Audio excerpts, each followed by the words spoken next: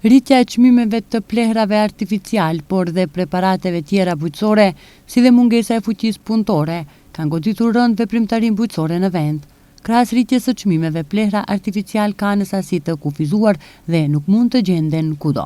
Kjo po reflektohet edhe tek bujqit dhe pemtarët e pollogut.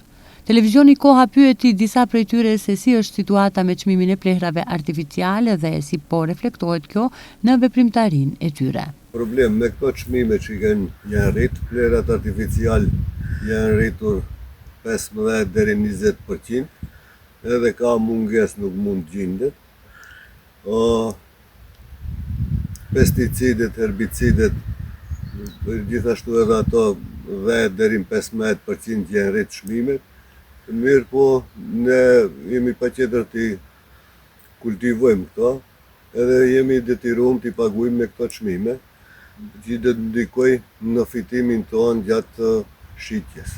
Edhe çmimet tona duhet të rriten mbas kësaj rritje që ka bë me plehrat dhe pesticidë. Bujqit e kontaktuar nga televizioni Koha thonë se pranvera vjen me harxhime shtesë për redimentet e tyre, kurse çështja e rritjes së çmimeve të plehrave artificial vështirëson punën e tyre në terren.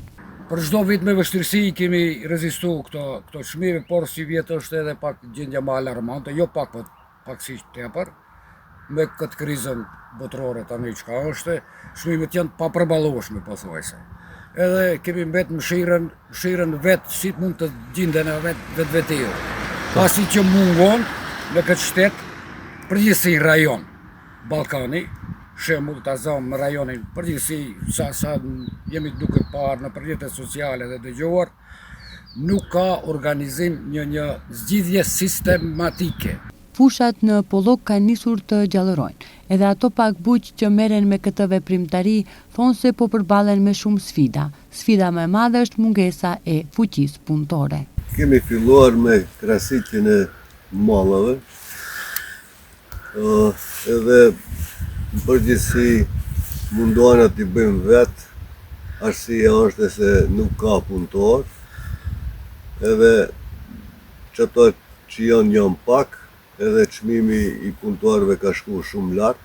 Krye këput nuk jo vlen, edhe për atë të rinjt nuk angazhohen në këto biznise.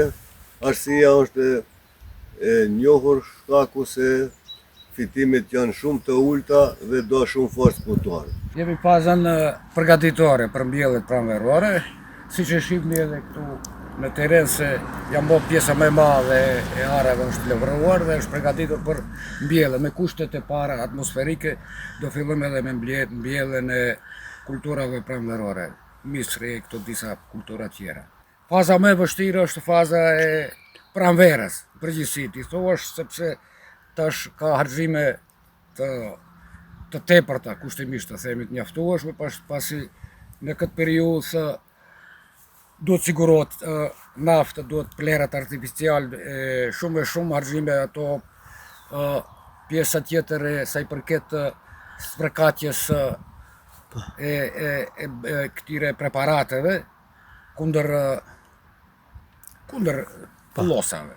Lufta në lindjen e mesme ka goditur furnizimin me ushqim përmes dërgesave të plehrave artificial, paralajmëroi Agjencia Ndërkombëtare e Energjisë. Para luftës, më shumë se 30% e furnizimeve botërore me lloje të ndryshme të plehrave artificial ka kaluar përmes ngushticës së Hormuzit. Ndërprerja e tranzitimit përmes ngushticës së Hormuzit ka shkaktuar rritje të çmimit të plehrave artificial nëpër tregjet botërore, për shkak se gazi është lënda e parë kryesore në prodhimin e tyre.